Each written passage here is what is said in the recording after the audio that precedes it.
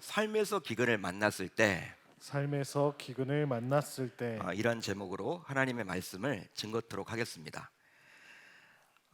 여러분, 우리 인간은 코로나19로부터 무엇을 깨닫게 되었을까요? 코로나19 지긋지긋하죠. 매일 여러분 문자가 날라오잖아요. 뭐 시청에서.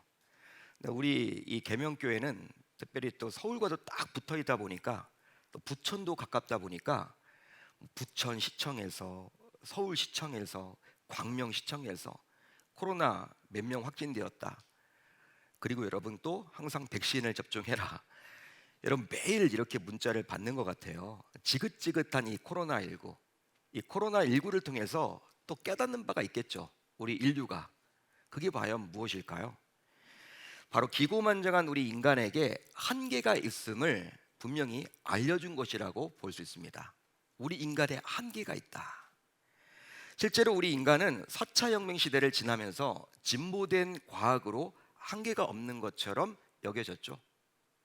예를 들어 보면 스마트폰만 손에 쥐면 영어가 별로 익숙하지 않아도 실제 통역기 혹은 번역기를 이용해서 전 세계 여행을 자유롭게 할 수 있게 되었습니다.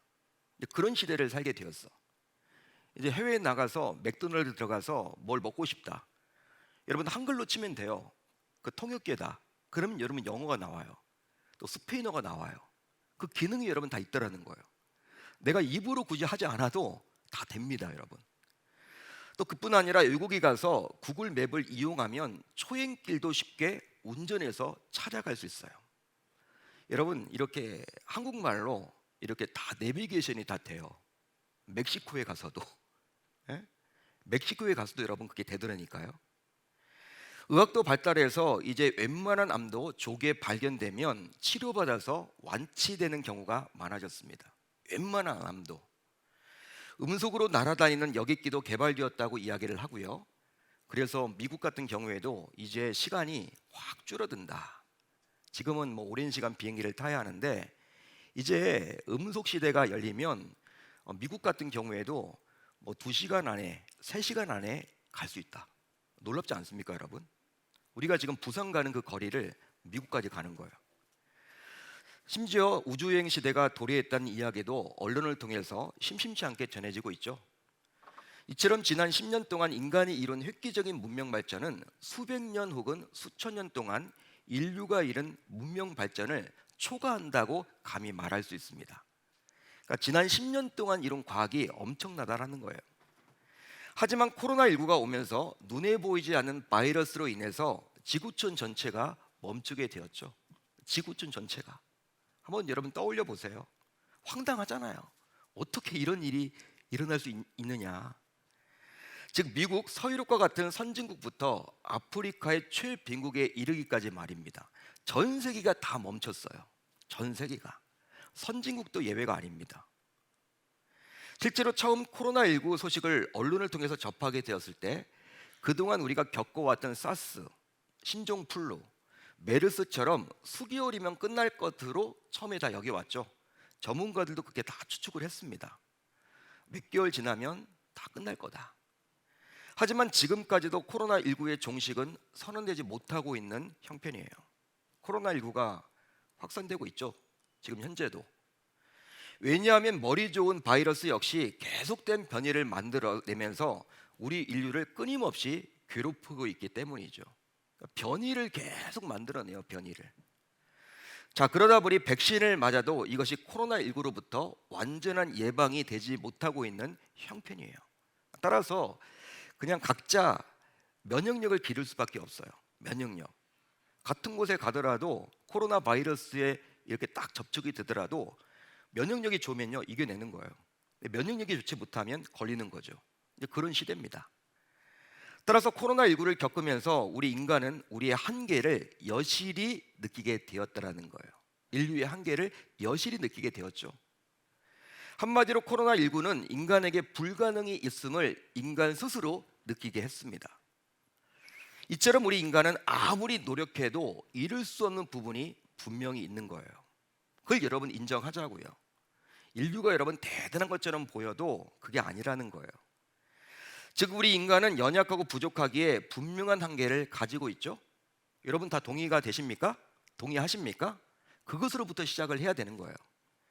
따라서 창조주이시며 만유의 주인이신 하나님께서 피조물인 저와 여러분들을 축복해 주셔야만 하는 것입니다.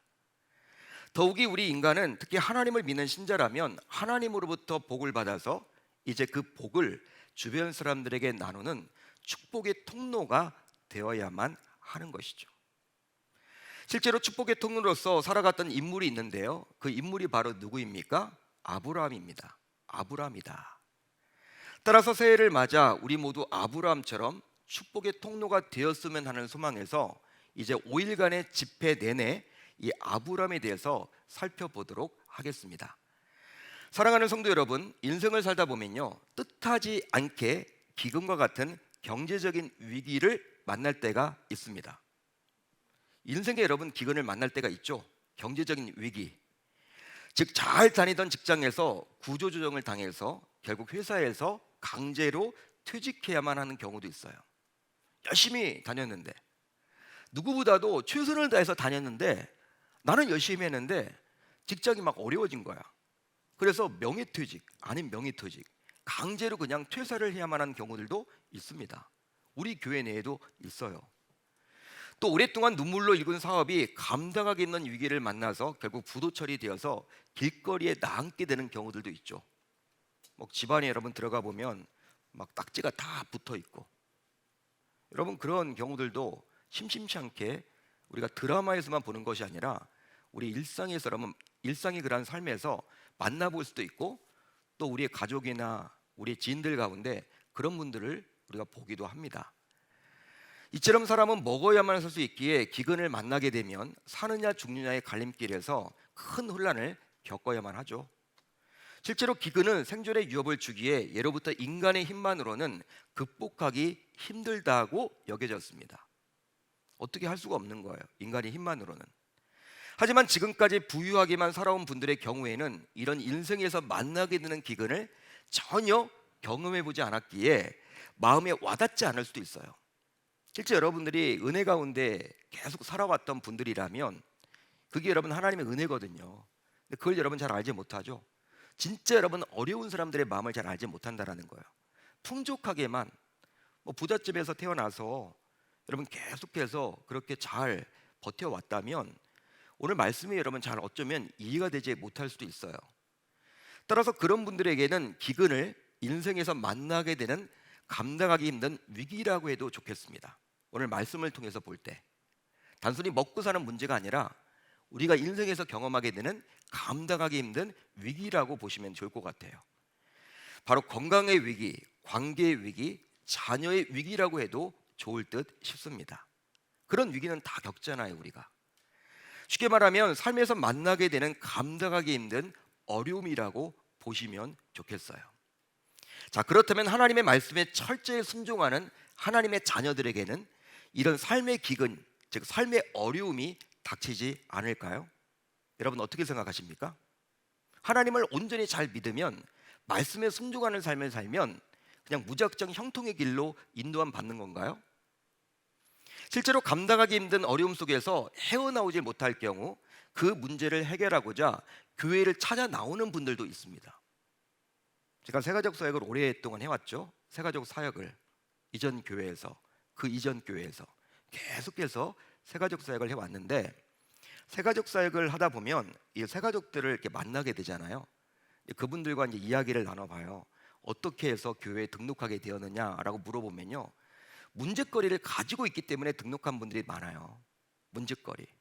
물론 여러분 이사 와가지고 뭐 근처 교회로 오신 분들도 있지만 오래간만에 수십 년 동안 교회 안 다니다가 그냥 교회를 여러분 나오시는 분들이 있거든요.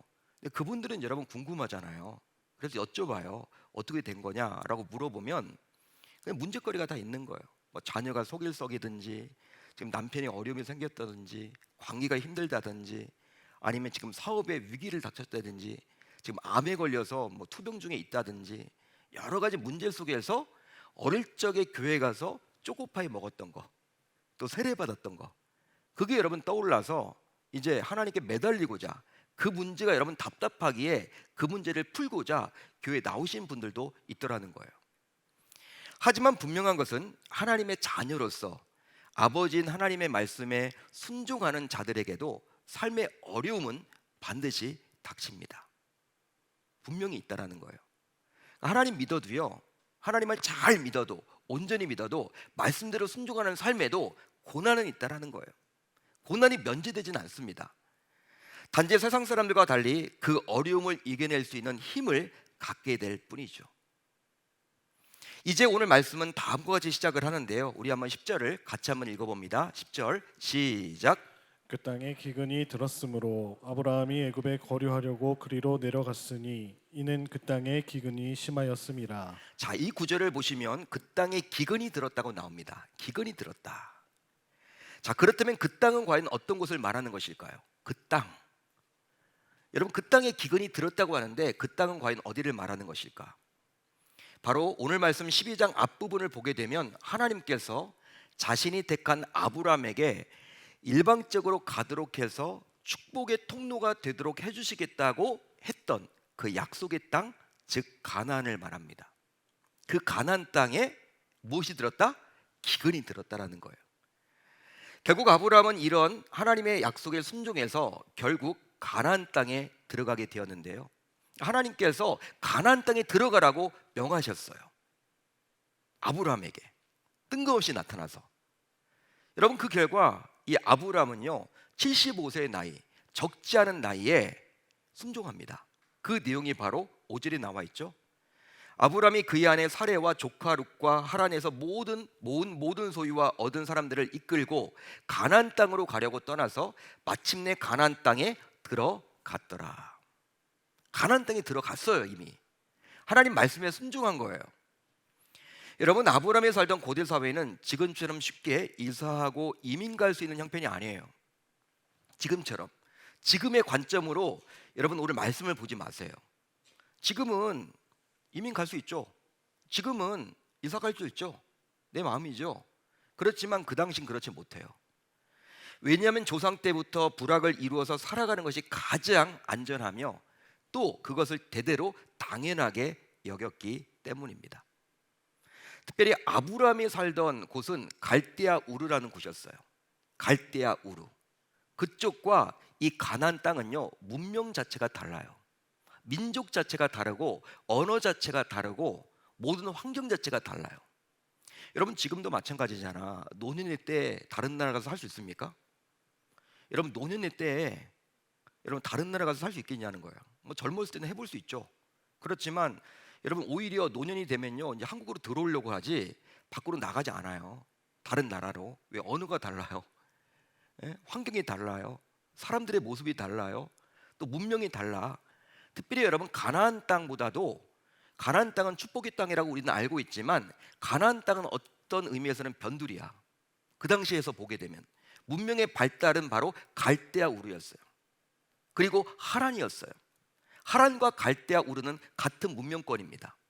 그런데 하란에서 이 가나안 땅으로 온다라는 것은요 비록 거리상으로는 멀지 않아도 문명권이 다른 거예요. 다른 문명권이에요. 따라서 쉬운 일이 아니에요. 그것도 75세의 나이에 움직인다라는 것은. 그런데 아브라함은요 순종했다니까요. 순종했어요. 그러기 아무리 하나님께서 축복의 통로로 만들어 주셨다며 가나안 땅으로 떠나라고 했지만 이것은 아브라함의 입장에서도 결코 쉬운 일은 아니었지만 아브라함은 했다니까요. 순종했습니다. 그런데 아브라함은 75세에 적지 않은 나이에 하나님의 약속만을 믿고 순종하여 결국 가나안 땅에 와서 정착하게 되었는데 지금 위기를 만나게 된 거예요. 어떤 위기입니까? 기근을 만나게 되었다라는 거예요. 기근. 먹고 사는 문제가 지금 적신호가 켜진 거예요. 따라서 아브라함이 하나님의 말씀에 순종해서 온 가나안 땅이기에 우리가 생각해 보면요 이 기근이 아니라 오히려 형통을 만나야지 당연한 것처럼 보여. 하나님 제대로 믿으려고 했고 또 하나님 말씀에 순종한 가정이니까 복을 받는 게 당연하겠죠. 근데 그게 아니라 오히려 하나님께서 약속하신 그 가나안 땅, 즉 축복의 땅에서 아브라함은 감당하기 힘든 기근을 경험하게 되었다라는 것입니다.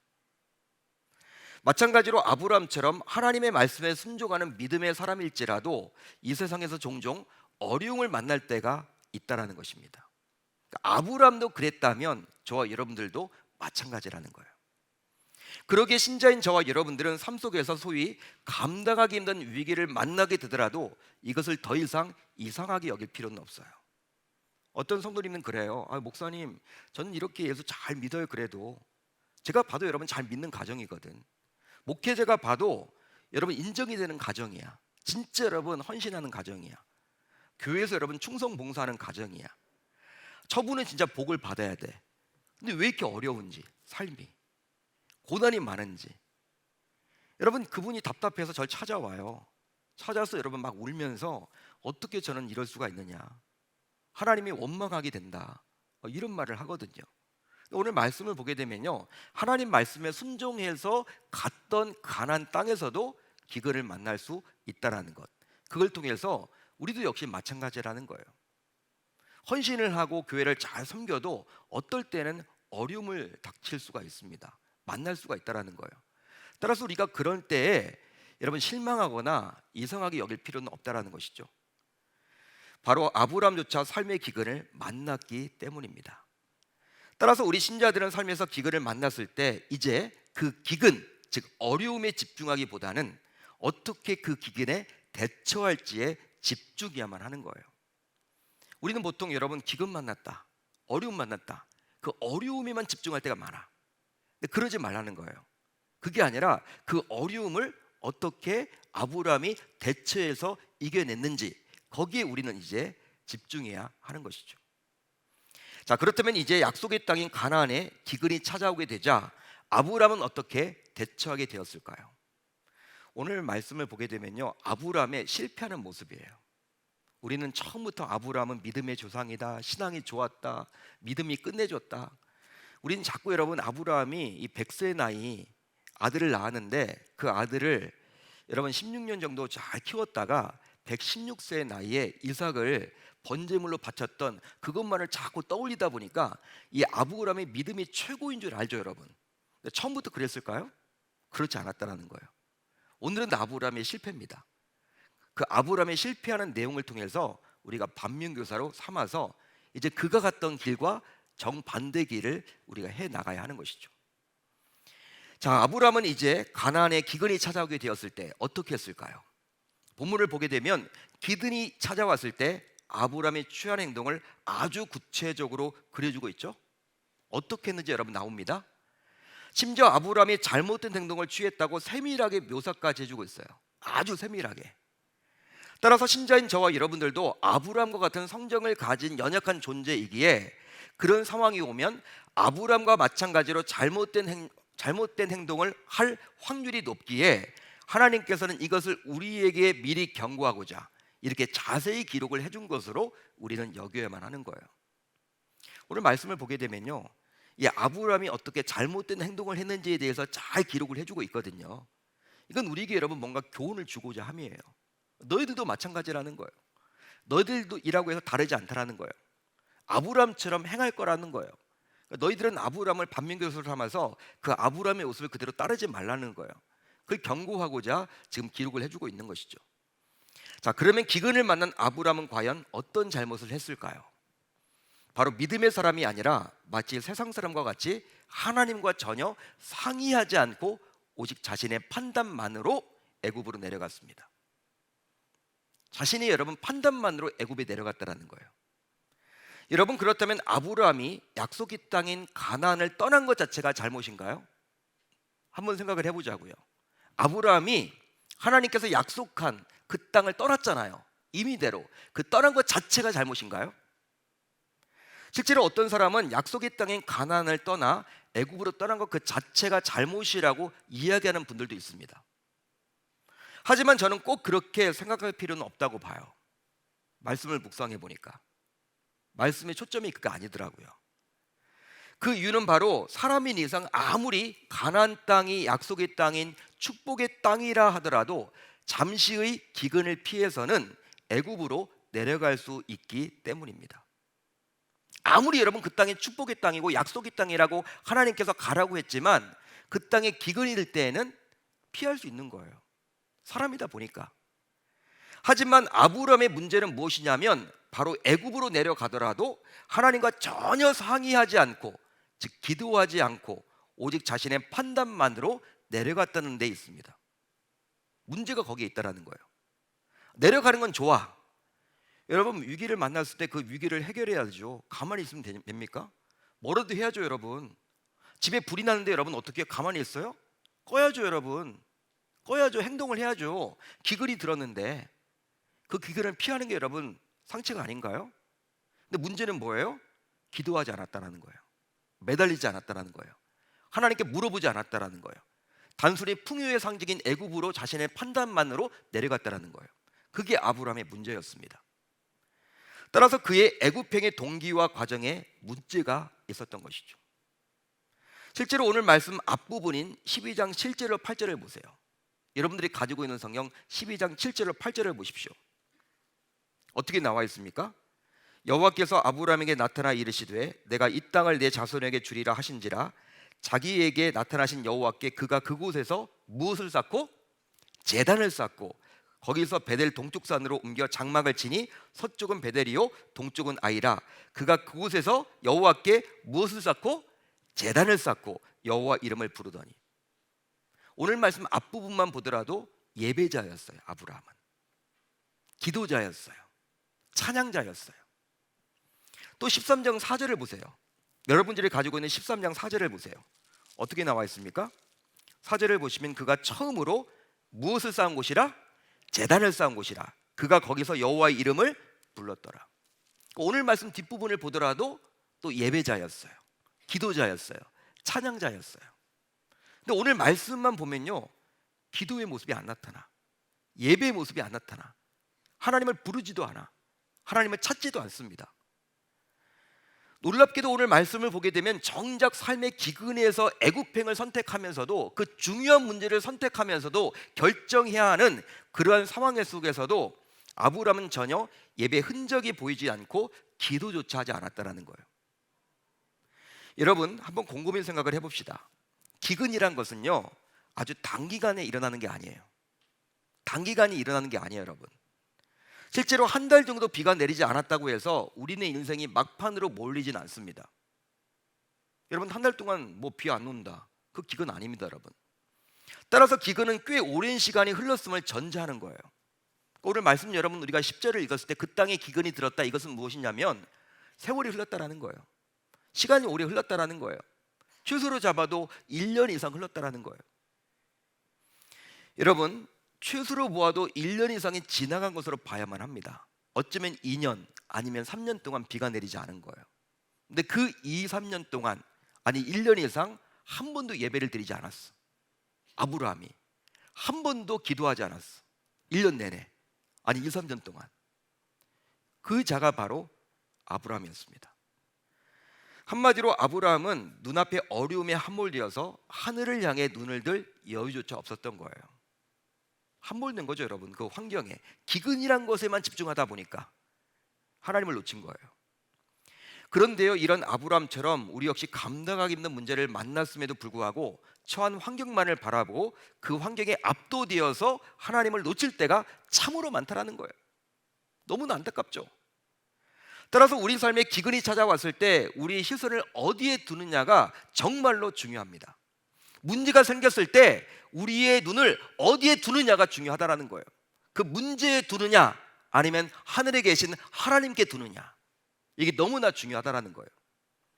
실제로 아무리 혹독한 기근이 온다 해도 우리가 하나님만을 바라보고 그분께 여쭙는다면 하나님께서는 그 기근에서 우리를 가장 안전하게 인도해 주시리라 믿습니다. 하지만 기근 속에서 하나님이 아닌 다른 것들, 즉 자신의 경험, 인맥, 스펙, 돈, 환경 등을 바라본다면 결국 잘못된 길을 걸을 수밖에 없는 거예요. 실제 그렇습니다, 여러분. 따라서 아브라함이 애굽을 향해서 떠난 것 그 자체가 잘못이 아니라 믿음 없이, 기도 없이, 예배 없이, 찬양 없이 떠난 것 자체가 문제라는 거예요. 떠날 수 있습니다, 여러분. 떠날 수 있어요. 그렇지만 기도 없이 떠난 것이 문제라는 거예요. 예배 없이 떠난 것이 문제라는 거예요. 실제로 기근을 피해 기도하지 않고 애굽으로 떠난 아브라함은 이제 오늘 말씀을 쭉 읽어보면요, 가장 먼저 거짓말을 하게 되었어요. 와, 놀랍습니다, 여러분. 그러니까 하나님께 묻지도 않고 떠났잖아요.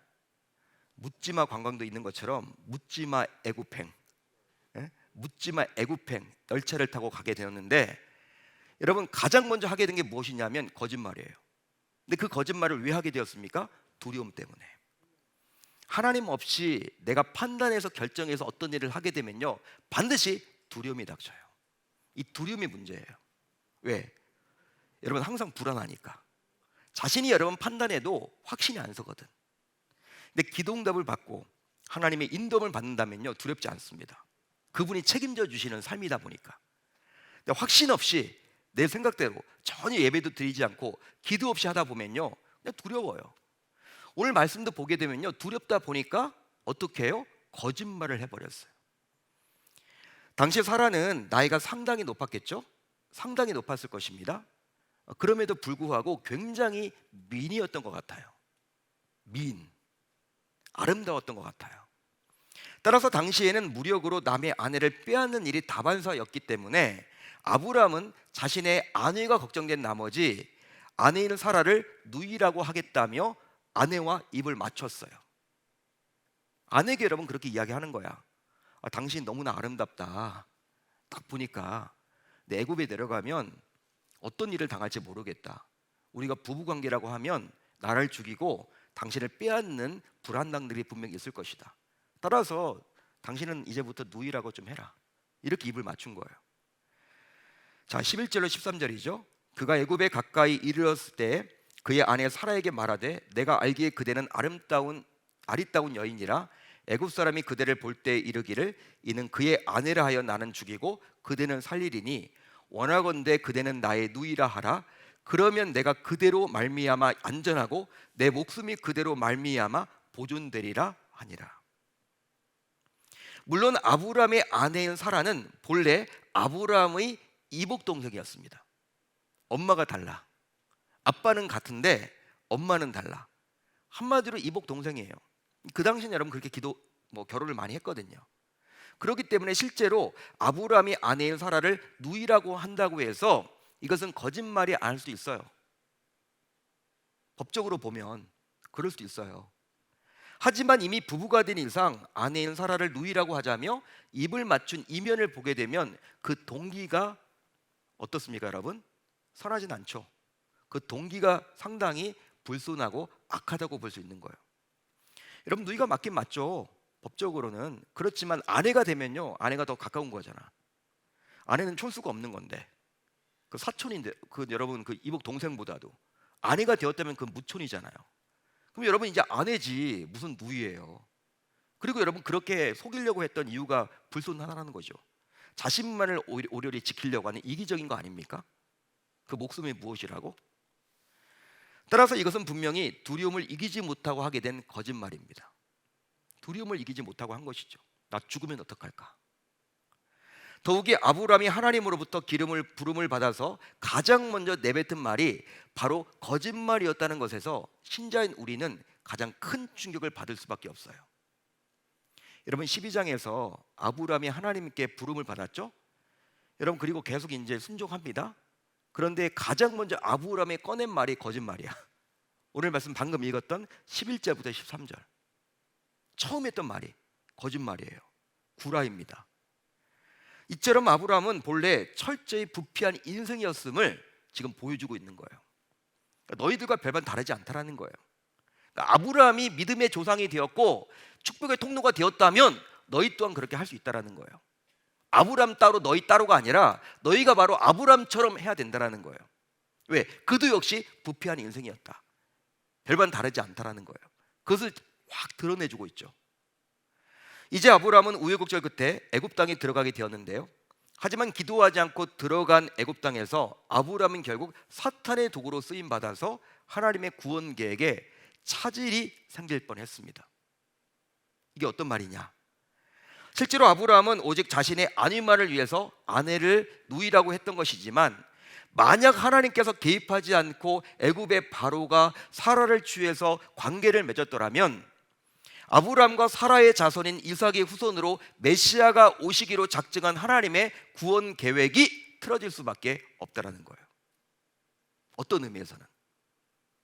그러면 예수의 십자가 사건도 없었을 것이고 저와 여러분들은 구원도 받지 못할 것입니다. 이 아브라함 하나의 거짓말로 인해서 온 인류의 역사가 꼬이는 거예요. 자칫 잘못하면. 결국 그렇게 되었다면 사탄의 계획이 성공했겠죠. 사탄이 여러분 다 그렇게 몰아간 거예요 지금. 따라서 기도하지 않고 애굽에 가면서 아브라함이 두려움에 떨어서 하게 된 거짓말과 술수는 결국 하나님이 아니라 사탄을 이롭게 할 뻔했다라는 거예요. 한마디로 축복의 통로로 부르셨던 하나님의 의중이 아니라 오히려 하나님을 대적하는 사탄의 앞잡이가 될 뻔했다라는 것입니다. 사탄의 앞잡이, 아브라함이. 그래서일까요? 하나님께서는 사도 베드로를 통해서 지금도 신자인 저와 여러분들에게 다음과 같이 경고를 해주고 있습니다. 근신하라, 깨어라, 너희 대적 마귀가 우는 사자같이 두루 다니며 삼킬 자를 찾나니 너희는 믿음을 굳건하게 하여 그를 대적하라. 할렐루야, 할렐루야. 대적하라는 거예요. 믿음을 굳건히 하여, 그러니까 믿음으로 이겨내라는 거예요. 사탄 마귀의 그러한 관계를. 두려움을 이겨내기 위해서 하게 된 거짓말로 인해서 결국 아브라함은 거짓의 아비인 사탄의 도구가 되었듯이 우리 역시 위기의 순간에 충분히 기도하지 않고 자신의 멋대로 결정을 내리게 된다면 안타깝게도 결국 사탄의 교묘한 간궤에 빠져들 수밖에 없습니다. 정말 여러분 두렵고 떨리는 일이죠. 정말 두렵지 않습니까 여러분? 놀랍지 않습니까? 그런 일이 지금 벌어졌다니까 여러분. 여러분 거짓말 하나가 하나님의 구속사역을 엉망으로 만들 뻔했다니까요. 그런데요, 아브라함의 이런 거짓말로 인한 비극은 여기에서 그치지 않아요. 이 거짓말이 여러분 정말 무서운 거야. 거짓의 아비인 사탄이잖아. 사탄은 여러분 끈질기게 물고 늘어집니다. 거짓말 한 번 하게 되면 그게 도구로 쓰임 받는 거예요. 하나님께 쓰임 받을 존재가 사탄에게 지금 쓰임 받고 있으니 얼마나 여러분 지금 무서운 이야기입니까? 자, 우리가 잘 알다시피 하나님께서는 바로와 그의 집에 재앙을 내리셨죠. 하나님이 이제 급브레이크를 건 거야. 급브레이크를 건 겁니다. 바로에게 여러분 나타나가지고 너 왜 그랬냐? 이 여인은 남편이 있다. 그런 말을 해버린 거예요. 바로가 여러분 겁을 먹었죠. 여호와께서 아브라함의 아내 사레의 일로 바로와 그 집에 큰 재앙을 내리신지라. 하나님의 계획이죠. 따라서 세상에서 축복의 통로가 되기를 소망하며 하나님의 부르심을 받았던 아브라함은 오히려 세상에 고통을 가져다주는 저주의 통로가 되었다라는 사실이에요. 거짓말 하나 했는데 여러분 거짓말 무섭습니다. 여러분 이 세상에서 여러분 정말 가짜 뉴스는 없어져야 돼. 우리가 여러분 세상에서도 언론을 보죠. 여러분 우리가 언론이 여러분 좋은 기능을 많이 하는데 이 가짜 뉴스가 여러분 막 이렇게 만연해지면요 그 사회는 혼란스러워요. 편파보다 여러분 더 무서운 게 가짜 뉴스를 퍼뜨리는 거야. 편파는 그럴 수 있겠죠. 그래서는 안 되겠지만 공영방송은 개인 유튜브들은 여러분 다 편파하죠. 자기가 원하는 사람들 다 하죠. 그렇지만 가짜를 여러분 진짜처럼 포장해서 퍼뜨린다? 이건 아니지. 그건 너무나 도를 넘었지. 여러분 거짓말이 그만큼 이 가짜잖아요. 예? 거짓의 아비, 마귀. 아니 하나님께서 여러분 축복의 통로로 불렀는데 지금 거짓말 하나로 인해서 바로의 집에 재앙이 임했다니까? 말이 안 되는 거죠 여러분. 지금 그 의무를 다하지 못하는 것이죠. 여러분 솔직히 애굽의 바로가 무슨 잘못을 했습니까? 여러분 잘못이 있습니까 여러분 바로가? 바로는 사라의 몸값을 그의 오라비인 아브라함에게 다음과 같이 충분히 줬어요. 충분히 지불했습니다. 이에 바로가 그로 말미암아 아브라함을 후대함으로 아브라함이 양과 소와 노비와 암소 나귀와 낙타를 얻었더라. 즉 바로는 아브라함의 아내인 사라가 아니라 아브라함이 결혼하지 않은 누이인 사라와 혼인하자고 값을 치른 거예요. 여러분 바로가 뭔 잘못을 했습니까? 한마디로 바로는 사라가 아브라함의 누이인 줄 알았지 아내인 줄은 저는 알지 못했죠. 아내인 줄 알지 못했어요. 그리기에 바로가 하나님의 재앙을 받았을 때 바로는 얼마나 황당하고 억울했을까요? 따라서 이런 바로 집안에 내린 재앙을 보면서 신자인 우리가 기근 앞에서 믿음이 아닌 세상적인 방법을 선택할 때 세상이 우리로 말미암아 우리 가족이, 우리로 말미암아 또 우리 지인이, 우리로 말미암아 또 우리의 그런 직장 동료들과 세상이 고통을 받을 수도 있다라는 사실이에요. 나로 인해서 우리가 기도하지 않고 세상적인 방법으로 어떤 결정을 했을 때 그 여파가 나의 가족에게도 잘못된 영향을 끼칠 수도 있다는 거예요. 한마디로 가족뿐만 아니라 내 지인이, 내 이웃이, 이 세상까지도.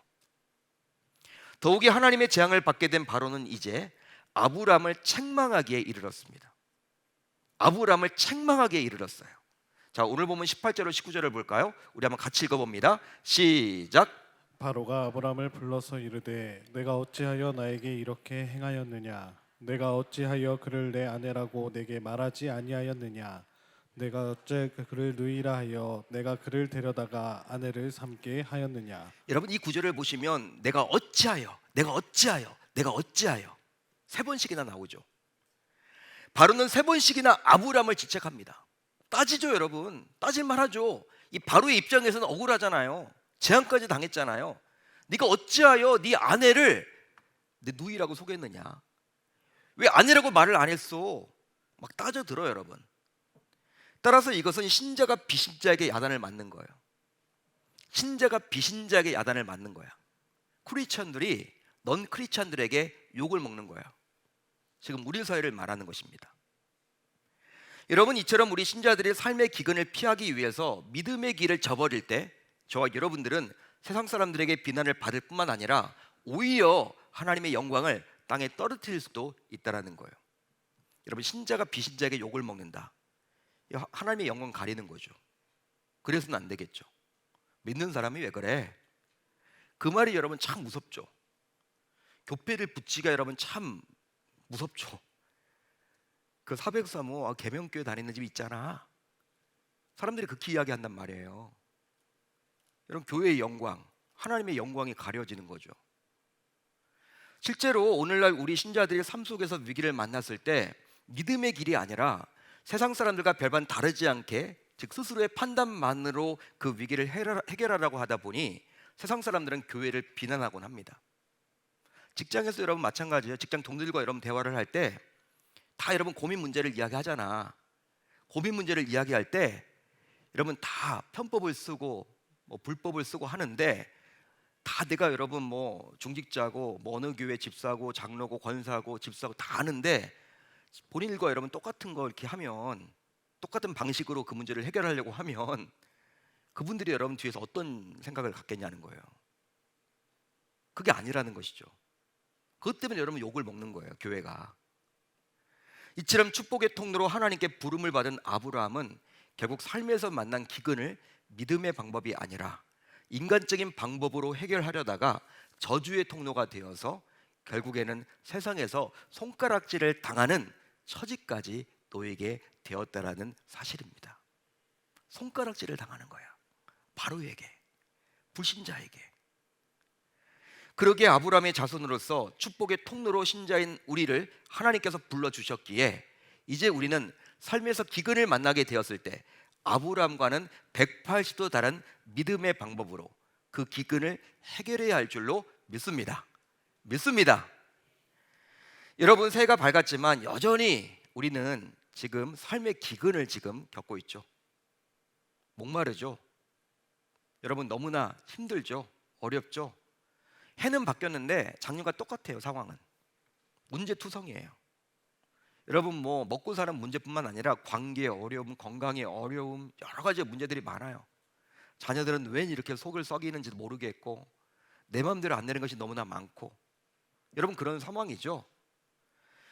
여러분 각종 기근으로 고난 가운데 계신다면 이제 우리 모두 하나님께 철저히 묻고 또 물어서 믿음의 방법으로 그 기근을 해결하겠다라고 이제 다짐하고 결단하고 돌아갈 수 있기를 우리 주님의 이름으로 축원합니다. 여러분, 우리는 세상 사람들이 우리를 어떻게 바라보느냐? 여러분, 이것에 여러분 우리가 관심을 가져야 돼요. 여러분, 그들은 왜 우리를 비난하는 게 여러분 뭐냐? 우리는 뭔가 다르다는 거예요. 너희는 다르다는 거야. 우리는 이렇게 불법을 저지르고 편법을 저지르고 우리는 이렇게 살아도 너희 기독교 신자들은 좀 달라야 되지 않느냐? 너희들은 예수 믿는다며, 성경에 가르친 대로 살아가는 사람들이라며, 매주 주일날마다 예배 드린다며. 그렇다면 우리와 똑같아서는 안 된다는 거예요. 근데 우리 여러분 어떻습니까? 삶이? 세상에 나가면 여러분 이렇게 친구들도 있고 막 동료들도 있잖아요. 다 여러분 그들도 고민이 있잖아요. 근데 그들과 비슷한 고민을 우리는 여러분 다른 방법으로 해결해야 되는데, 동일한 여러분 인간적인 방법으로 자꾸 술술을 부리면서 그걸 여러분 좋은 것처럼 여기다 보니까 그들이 여러분 우리 앞에서는 뭐라고 하지 않아도 뒤에 가서 우리 욕을 한다는 거예요. 여러분, 그것으로 인해서 하나님의 영광이 가려워지는 것이고 교회가 여러분 어둡게 되는 것입니다. 교회라는 것은 빛이요 소금이어야 하는데 소금이 되라고 하지 않아요. 소금이라고 이미 이야기를 합니다. 우리 주님은요, 우리가 이미 소금이래요. 빛이래요. 빛이 되라가 아니에요. 여러분, 성경을 자세히 보세요. 빛이 되라와 너희는 이미 빛이라, 틀린 거예요. 빛이라는 거예요. 소금이라는 거예요. 영향을 끼쳐야 된다라는 거예요. 근데 그렇게 살지 못한다면 이제 어떻게 되겠냐는 거예요. 저와 여러분들 모두 이 아브라함을 반면교사로 삼읍시다. 삼아가지고 삶의 기근, 분명히 새해에도 2023년도에도 일어나요. 지금 여러분들이 없다면 일어날지도 몰라요. 그런 순간에 이 말씀을 꼭 내 마로 붙들어서 이제 우리는 아브라함이 했던, 기도하지 않고 애굽행 열차를 탔던 그러한 과오를 범하지 않겠다라고. 그것으로 인해서 두려움이 생기게 되었고, 거짓말 한번 잘못했다가 이렇게 연이어서 여러분 꼬이는 그 인생이 되고, 축복의 통로가 아니라 저주의 인생을 살아갈 수밖에 없음을 우리가 깨닫고 그렇게 하지 않겠다라고 다짐하고 결단하는 저와 여러분들이 다 되실 수 있기를 우리 주님의 이름으로 축원합니다. 축원합니다.